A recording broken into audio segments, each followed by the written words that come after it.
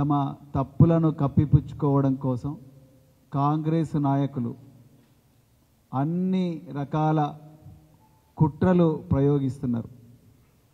ఇంతకుముందే వినయ్ భాస్కర్ గారు, మరి స్థానిక ఎమ్మెల్యే నాయని రాజేందర్ రెడ్డి గారు ఏ విధంగా తమ తప్పులను కప్పిపుచ్చుకోవడం కోసం అబద్ధాలను మళ్ళీ మళ్ళీ చెప్పి వాటిని నిజాలుగా చేయాలనే ప్రయత్నం చేసి అసలు సమస్య నుండి పక్కదోవ పట్టించే ప్రయత్నం చేస్తున్నాడు.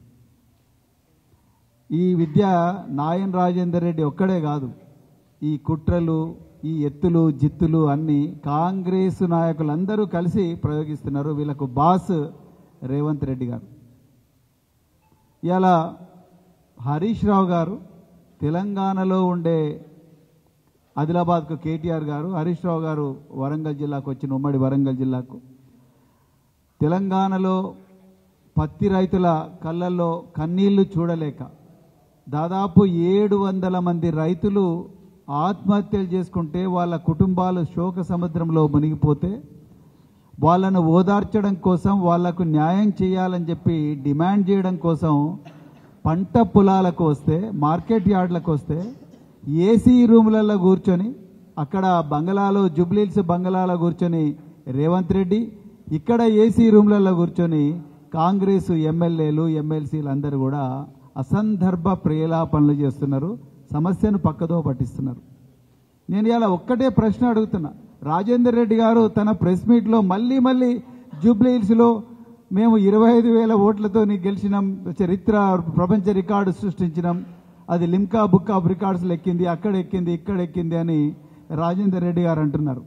దాని విషయానికి నేను తర్వాత వస్తా. కానీ రాజేందర్ రెడ్డి గారు మరియు రేవంత్ రెడ్డి గారు ఒక్కటి గుర్తుపెట్టుకోండి, తెలంగాణలో 2014 ముందు పత్తి పంట పండించడంలో తెలంగాణ 10వ స్థానంలో ఉంటుండే.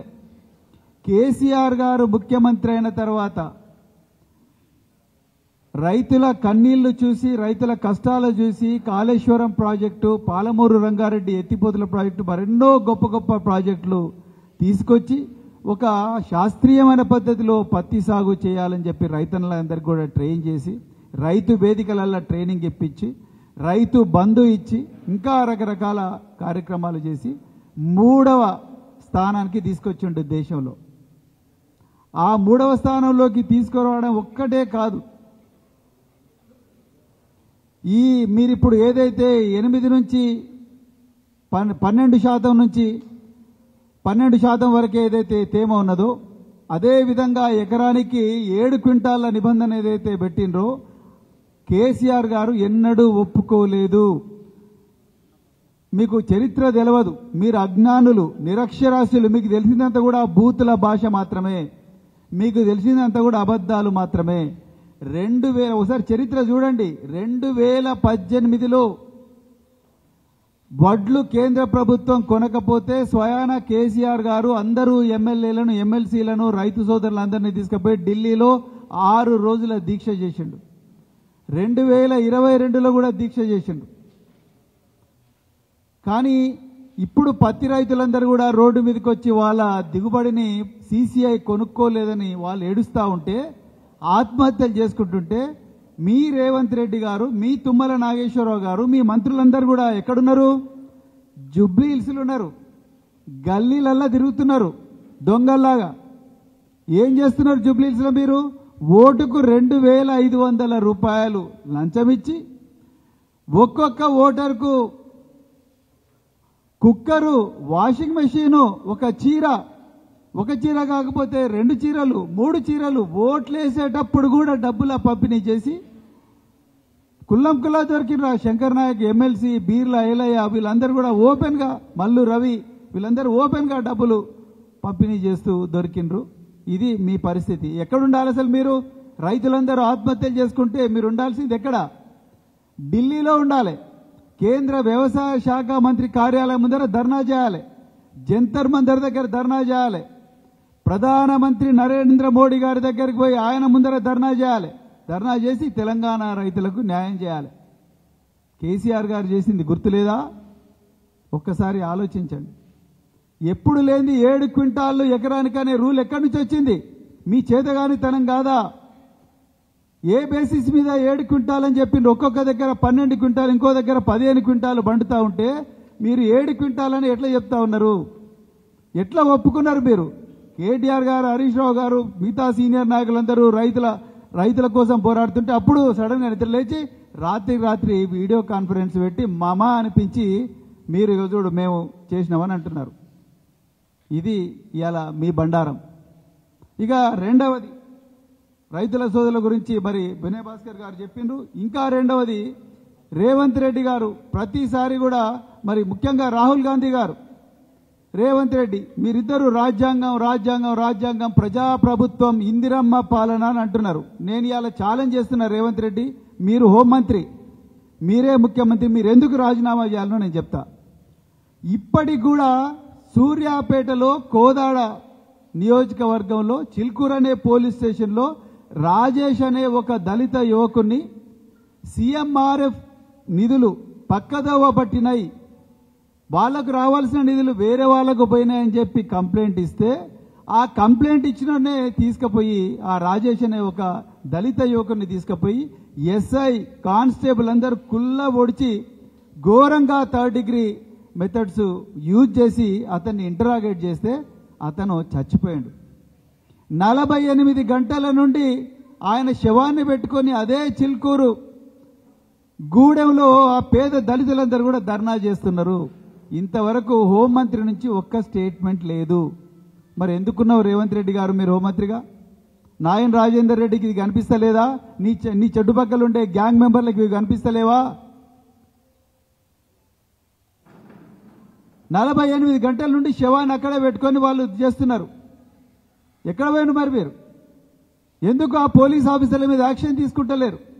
అదేవిధంగా ఒక వారం రోజుల క్రితం ఎర్ర రాజశేఖర్ అనే ఒక దళిత యువకుడు వాళ్ళ తమ్ముడేదో కులాంతర వివాహం చేసుకుంటే అవతలి వర్గం వాళ్ళు నా మీద దాడి చేస్తారని చెప్పి తండ్రి కొడుకులందరిపై షాద్నగర్ ఎస్ఐకి కంప్లైంట్ చేస్తే కూడా పోలీసు వాళ్ళు పట్టించుకోకుండా నిందితులతో కుమ్మక్కైతే ఆ రాజశేఖర్ అనే యువకుడిని పత్తి పొలాల్లోకి తీసుకొని పోయి ఘోరంగా కొట్టి శవానికి కాలబెట్టిండ్రు. ఎక్కడ పోయినవయ్యా రేవంత్ రెడ్డి హోంమంత్రి? ఎందుకు ఆ పోలీస్ ఆఫీసర్లను అరెస్ట్ చేయలేదు? ఎందుకు వాళ్ళ మీద అట్రాసిటీ కేసు పెట్టలేదు? ఏ బేసిస్ మీద మీరు పని చేస్తున్నారు? మరి నేను అడుగుతున్నా, ఇదే రేవంత్ రెడ్డిని అడుగుతున్నా, ఇదే పోలీస్ అధికారులను అడుగుతున్నా. రోహన్ రెడ్డి, కొండా సుష్మిత, ఈ వరంగల్కు చెందిన కొండా సుష్మితనే చెప్పింది కదా. కొండా సుష్మిత ఏం చెప్పింది? రోహిన్ రెడ్డి రేవంత్ రెడ్డి బంగ్లా నుంచి వచ్చిండు, వచ్చి గెస్ట్ హౌస్లో ఆ డక్కన్ సిమెంట్ వాళ్ళను అక్కడి నుంచి హుజూర్ నగర్ నుంచి పిలిపించి తుపాకీ పెట్టి బెదిరించిండు అని చెప్పి టాస్క్ ఫోర్స్ వాళ్ళకు కుల్ల ఇదే వరంగల్కు చెందిన కొండా మురళి వాళ్ళ బిడ్డ కొండా సుష్మిత చెప్పింది. టాస్క్ ఫోర్స్ పోలీసు వాళ్ళు వాళ్ళ ఇంటికి కూడా పోయినరు. మరి రోహిన్ రెడ్డిని ఎందుకు అరెస్ట్ చేయలేదు? సుమంత్ని ఎందుకు అరెస్ట్ చేయలేదు? కొండా సురేఖ ఓఎస్డి సుమంత్ని ఎందుకు అరెస్ట్ చేయలేదు? మరి దాని గురించి మాట్లాడేంది రాజేందర్ రెడ్డి? ఇప్పుడు వాళ్ళను ఎవరైతే కంప్లైంట్ ఇచ్చిండో రాజేశ్వరిని తీసుకుపోయి ఘోరంగా 3rd డిగ్రీ టార్చర్ చేసి చంపేసిండు ఆ పిల్లగాన్ని. ఎర్ర రాజశేఖర్ అనే పిల్లగాడు నన్ను చంపుతారు మొర్రో అని ఏడ్చినా కూడా చేసిండు. మరి ఏమైంది హోమ్ మినిస్టర్ రేవంత్ రెడ్డి? ఎందుకు దీని మీద మాట్లాడడం లేదు? ఈ విషయాలను పక్కన పెట్టి మళ్ళీ పొద్దున్న లేచినప్పటి నుంచి మాది ప్రజాపాలన ఇందిరమ్మ పాలన అని అంటున్నావు. ఇక మూడవది, ఇవన్నీ ఏమన్నా నేను నాయన రాజేందర్ రెడ్డి అంటాడు మేము 6 గ్యారెంటీలో 78% చేసినాం అంటున్నారు. అంటే నీకన్నా చదువు రాకుండా ఉండాలి, లేకపోతే మీ బాస్ కన్నా చదువు రాకుండా ఉండాలి. ఇచ్చింది మీరెంత? ఆ అరకొర మీరు ఆ మహిళల ఉచిత బస్సు పెట్టి మొత్తం కూడా బస్సులలో యాక్సిడెంట్లు అయ్యే పరిస్థితి ఉన్నది. మీరు చేయబట్టి విపరీతమైన ప్రెజర్లో ఉన్నారు ఆర్టీసీ వాళ్ళు. అందుకొరకే మన వరంగల్ హైదరాబాద్ తోవకి యాక్సిడెంట్ అయింది. అదేవిధంగా మన చేవెళ్ల తోవలో 20 మంది చచ్చిపోయారు, 24 మంది చచ్చిపోయారు. దానికి కారకుడు స్వయాన రేవంత్ రెడ్డి. నేను ఓపెన్ చెప్తున్నా. ఎందుకు రేవంత్ రెడ్డి? నిజానికి చేవెళ్ల హైదరాబాద్ మార్గాన్ని 4 లేన్ చేయాలని కేసీఆర్ గారి ప్రభుత్వంలోనే టెండర్లు అయినాయి. దానికి ఎవరో ఎన్జీటీకి పోయినరు కేసులో. మరి ఆ కేసు విత్డ్రా చేయించి టెండర్ వేయాలి కదా. ఆ టెండర్ వేసి ఆ వర్క్ స్టార్ట్ చేయాలి కదా. ఆ వర్క్ స్టార్ట్ చేయకుండా రేవంత్ రెడ్డి ఏం చేసిండో తెలంగాణ ప్రజలు గమనించాలి. ఈయనకు 15,000 ఎకరాల భూములు ఈయన కుటుంబ సభ్యులకు కల్వకుర్తి ఏరియాలో ఉన్నాయి. ఆ కల్వకుర్తి ఏరియాల భూములకు రేట్లు రావాలని, ఆ భూముల్లో పెద్ద ఎత్తున కూడా మేము ఏదో చేస్తున్నామని చెప్పి ఫ్యూచర్ సిటీ, ఫోర్త్ సిటీ అని చెప్పి డ్రామా వేస్తూ దానికి 8 లేన్ రోడ్డు శాంక్షన్ చేసి ఆ కాంట్రాక్ట్ తీరా తీసుకుపోయి ఆంధ్ర ప్రాంతానికి చెందిన బీజేపీ ఎంపీ సీఎం రమేష్కి ఇచ్చిండు. ఇవ్వడమే కాకుండా ఆయనకు మొబిలైజేషన్ అడ్వాన్సులు కూడా ఇచ్చిండట. ఇక చూడండి కథ. మరి ఈ పేదోళ్ళు నడిచే రోడ్ల మీద, ఆర్టీసీ బస్సులు పోయే రోడ్ల మీద వాటిని 4 లేన్ చేయడానికి ఎందుకు నీకు చేయొస్తలేదు రేవంత్ రెడ్డి గారు? ఇంతకుముందు వినయ్ భాస్కర్ గారు చెప్పిండ్రు, కామారెడ్డి సాక్షిగా బీసీలను మోసం చేసినావు, చేవెళ్ల సాక్షిగా ఎస్సీలను మోసం చేసినావు, వరంగల్ సాక్షిగా రైతులను మోసం చేసినావు, సరూర్ నగర్ సాక్షిగా యువకులను మోసం చేసినావు. ఇలా సిగ్గుతో తల వంచుకోవాలి మీరు రేవంత్ రెడ్డి గారు, నాయన్ రాజేందర్ రెడ్డి గారు. వరంగల్ నుండి అందరు నాయకులు, ఇక్కడ కడియం శ్రీహరి గారు మీరు విద్యాశాఖ మంత్రిగా పనిచేసిండ్రు. ఈ చరిత్రలో ఎప్పుడు కూడా కాలేజీలు బంద్ కాలే, ప్రైవేట్ కాలేజీలు. ఫీ రియంబర్స్మెంట్ 8,000 కోట్ల రూపాయల ఫీ రియంబర్స్మెంట్ బకాయిలు చెల్లించినందుకు ప్రైవేట్ యజమానులను కూడా ఇవాళ బంద్ చేసిండ్రు, సర్టిఫికెట్ ఇస్తలేరు. మరి ఇక్కడ డబ్బులు ఇవ్వాల్సింది ఇక్కడ, కానీ మీరు ఎక్కడ పెడుతున్నారు డబ్బులు? ఇప్పుడు ప్రజాపాలన వారోత్సవాలని చెప్పి 8వ తారీఖు 9వ తారీఖు డిసెంబర్లో మీ ప్రైవేటు భూములుండే ఫ్యూచర్ సిటీలో 3,000 మంది పోలీసులతోని బందోబస్తు పెట్టి ప్రజాపాలన వారోత్సవాలు పెడుతున్నారు. ఇంతకన్నా పెద్ద జోకు, ఇంత పెద్ద ద్రోహం ఏదైనా ఉంటుందా? నిన్న నాయన్ రాజేందర్ రెడ్డి గారు ఇంకో మాట అన్నారు. ఏమన్నారు ఆయన? మేము అప్పు మీరే అప్పు తీసుకొచ్చినారు. అప్పు తీసుకొచ్చిండ్రు కేసీఆర్ గారు. అప్పు తీసుకొచ్చి కాళేశ్వరం కట్టిండ్రు, 1 కోటి ఎకరాల నీళ్ళు అందించిండు, రైతుల దిగుబడి ఎన్నో రెట్లు పెంచిండు. అదే విధంగా మిషన్ భగీరథ తీసుకొచ్చిండు, 29 మెడికల్ కాలేజీలు పెట్టిండు అప్పులే తీసుకొచ్చి. లక్షలాది కోట్లాది మంది తెలంగాణ బిడ్డల భవిష్యత్తును, వాళ్ళ తలరాతను మార్చిండు. మీరు 4 లక్షల కోట్ల అప్పు తీసుకొచ్చిండ్రు. ఒక్కటే ముచ్చట చెప్పాలి ఇవాళ మీరు ఓపెన్గా. వరంగల్ నయీం నగర్ చౌరస్తా రమ్మంటే నయీం నగర్ చౌరస్తాకు వస్తాం, అంబేద్కర్ బొమ్మ దగ్గర కంటే అంబేద్కర్ బొమ్మ దగ్గర వస్తాం, హన్మకొండ చౌరస్తా కోహినూర్ కేప్ దగ్గరికి రమ్మంటే అక్కడికి వస్తాం. మేము ఎక్కడికి రమ్మంటే అక్కడికి వస్తాం. మీరు 4 లక్షల కోట్ల అప్పు తీసుకొచ్చి మీరు ఏం చేసిండ్రు? పెద్దమ్మగడ్డకు రమ్మంటే పెద్దమ్మగడ్డకు వస్తే వినాయనకి ఏమైనా పాపులర్ ఏమైనా లొకేషన్స్ ఉంటే అక్కడికి కూడా మేము పోతాం. మీరు రామప్ప రమ్మంటే రామప్ప వస్తాం, అదే హన్మకొండ బస్ స్టాండ్కి రమ్మంటే హన్మకొండ బస్ స్టాండ్కి వస్తాం. మీరు 4 లక్షల కోట్ల అప్పు తీసుకొచ్చి ఏమేం చేసిండ్రో చెప్పండి. 4 లక్షల కోట్ల అప్పు తీసుకొచ్చినా ఉన్నారు. అదేవిధంగా మరి 1,72,000 కోట్ల పెట్టుబడులు తీసుకొచ్చినామని చెప్పేసి మీరు స్విట్జర్లాండ్, సౌత్ కొరియా, లండన్లో థేమ్స్ నది ఒడ్డున నడుచుకుంటా రేవంత్ రెడ్డి మొత్తం ఫోటోలు దిగండు. సౌత్ కొరియా సియోల్ దగ్గర ఫోటోలు దిగండు. 1,72,000 కోట్ల రూపాయల పెట్టుబడులు తీసుకొచ్చినా అన్నాడు. నేను ఇవాళ ఓపెన్గా ఛాలెంజ్ చేస్తున్నా, 1,72,000 కోట్ల పెట్టుబడులతోని ఎన్ని పరిశ్రమలు మీరు తెలంగాణలో పెట్టిండ్రు చూపారు. ఎందుకు రాజేందర్ రెడ్డి గారు ఇన్ని అబద్ధాలు మాట్లాడి మళ్ళీ జోకర్ అవుతారు? మీరు ఆల్రెడీ ముఖ్యమంత్రి జోకర్ లాగా తయారైండు, మళ్ళీ మీరు కూడా అట్లనే తయారవుతున్నారు.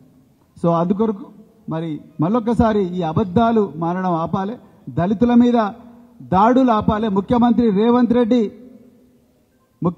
రేవంత్ రెడ్డి నైతిక బాధ్యత వహిస్తూ హోంమంత్రి ఆయన దగ్గరే ఉంది, విద్యాశాఖ ఆయన దగ్గరనే ఉంది. 110 మంది పిల్లలు ఇప్పటి వరకు గురుకుల పాఠశాలలో చచ్చిపోయినరు. నిన్నటికి నిన్న కల్వకుర్తిలో ముద్విన్లో మాకు ఫిజిక్స్ టీచర్ లేడని చెప్పేసి విద్యార్థులందరూ కూడా రోడ్ల మీదకి వచ్చిండ్రు. టీచర్లు ఇవ్వలేనంత దుస్థితిలో ఇలా కాంగ్రెస్ ప్రభుత్వం ఉంది. ఇక ఇంతకన్నా మీకు ఇంకా ఏం కావాలి మీకు? అందుకొరకు అర్జెంటుగా మీరు రాజీనామా చేయాలి. రాజీనామా చేసి మీరు వదిలిపోతేనే ఈ తెలంగాణకు పట్టిన శని వదులుతుంది అని చెప్పేసి చెప్తూ